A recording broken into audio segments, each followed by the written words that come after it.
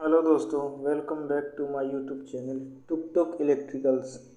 आज हम जानेंगे कि DOL स्टार्टर क्या होता है और यह कैसे काम करता है, इसकी वायरिंग डायग्राम क्या है और प्रैक्टिकली अगर हम लोग स्टार्टर बनाते हैं तो उसको कैसे बनाएंगे।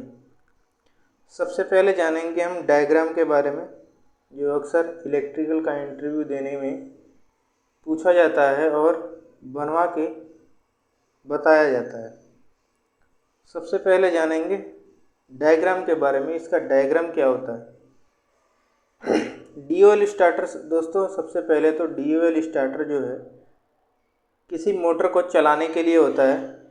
जो हम लोग DOL स्टार्टर 5 HP तक के 10 HP तक के मोटर को चला सकते हैं।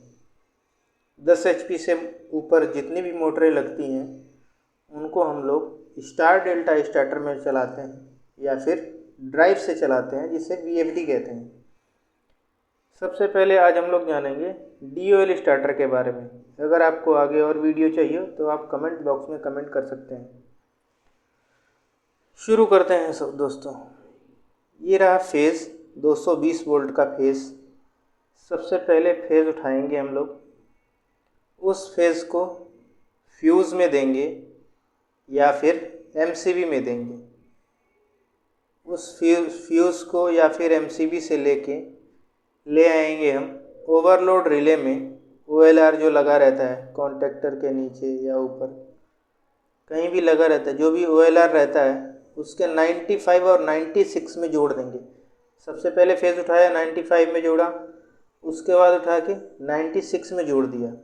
95 96 दोस्तों OLR का NC पॉइंट होता है, यानी जब OLR हेल्दी कंडीशन में होगा तो वह NC मोड में रहेगा, यानी सप्लाई यहाँ से यहाँ तक देता रहेगा।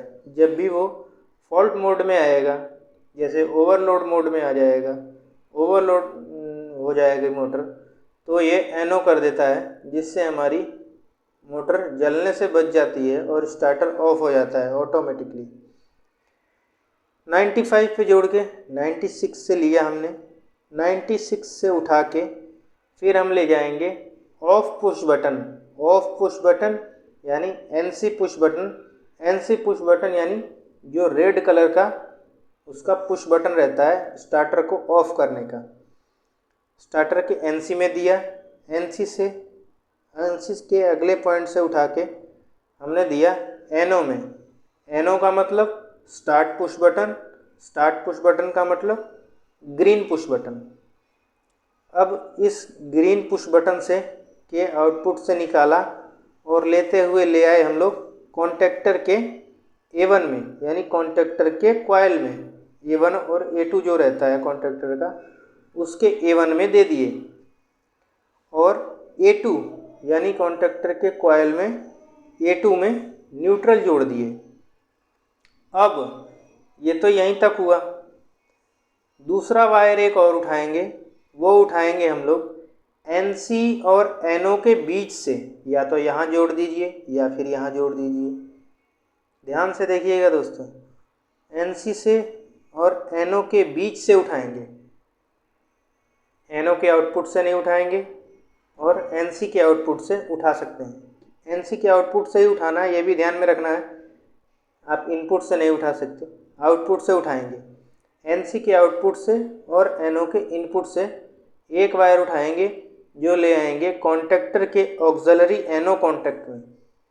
जो कॉन्टेक्टर के ऊपर NO या NC ब्लॉक लगा रहता है उसके NO में जोड़ेंगे। NO के आउटपुट से निकाल के दोबारा ये दे देंगे हम कॉन्टेक्टर के A1 में, यानी कॉन्टेक्टर के कॉइल में। अब इसको समझते हैं कि कैसे ये काम करेगा। जैसे ही हम स्टार्ट पुश बटन को दबाएंगे, सबसे पहले तो हमारी सप्लाई यहाँ से कंटिन्यू आती है, MCB या फ्यूज़ से होते हुए, OLR के NC से होते हुए, स्टॉप पुश बटन के NC से होते हुए यहाँ तक आ रही है और इधर से होते हुए यहाँ तक आ रही है, क्योंकि ये NO है, यहाँ तक आ रही है। अब क्या होगा, जैसे ही हम लोग स्टार्ट पुश बटन को प्रेस करेंगे, ये सप्लाई यहाँ से होते हुए डायरेक्ट कॉन्टैक्टर में आएगी और कॉन्टैक्टर होल्ड हो जाएगा। अब इसको दबा के तो रखेंगे नहीं हम लोग, दबा के छोड़ देते हैं, यानी पुश करके छोड़ देते हैं। पुश किया, कॉन्टैक्टर होल्ड हुआ, कॉन्टैक्टर होल्ड हुआ, इसका ऑक्सिलरी एनो कॉन्टैक्ट NC हो गया। जैसे ही कॉन्टैक्टर होल्ड होगा, ऑक्सिलरी कॉन्टैक्ट NC हो जाएगा और जो सप्लाई यहाँ से आ रही थी, इसको छोड़ने पे यहीं पे रुक गई, वो इसके थ्रू कॉन्टैक्टर को मिलती रहेगी और कॉन्टैक्टर परमानेंटली होल्ड रहेगा। अब जब हमको ऑफ़ करना है तो NC को प्रेस करेंगे।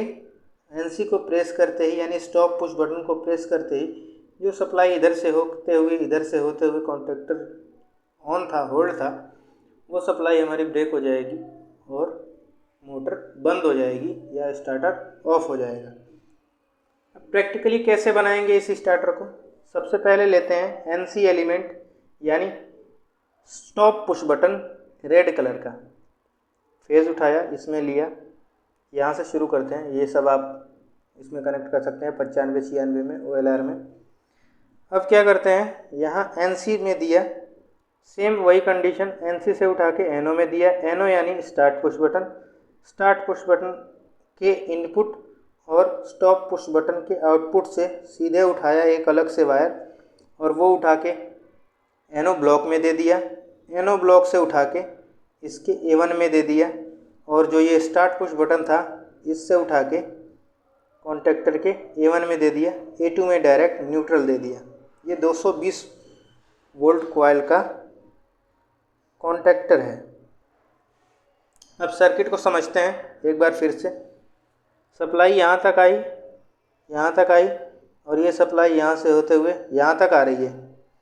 अभी कॉन्टैक्टर में सप्लाई नहीं जा रही है। जैसे ही इस NO पुश बटन को प्रेस करेंगे, ये NC होगा, सप्लाई यहाँ से, जो यहाँ तक थी सप्लाई, इधर नहीं आ रही थी, वो यहाँ से होते हुए इधर कॉन्टैक्टर में आ जाएगी, कॉन्टैक्टर होल्ड हो जाएगा और कॉन्टैक्टर के होल्ड होते ही जो ये NO पॉइंट है, ये NC हो जाएगा। NC का मतलब इसमें कनेक्टिविटी हो जाएगी और जब कनेक्टिविटी हो जाएगी, जो सप्लाई हमारी यहीं पे ब्रेक थी, वो सप्लाई इसके थ्रू होते हुए कॉन्टैक्टर में चली जाएगी। इसको हम छोड़ देंगे, फिर भी कॉन्टैक्टर होल्ड रहेगा, यानी कॉन्टैक्टर स्टार्ट रहेगा, जिससे हमारी मोटर चलती रहेगी। आशा करता हूँ आपको ये वीडियो पसंद आई होगी। अगर वीडियो पसंद आई तो लाइक और सब्सक्राइब करें।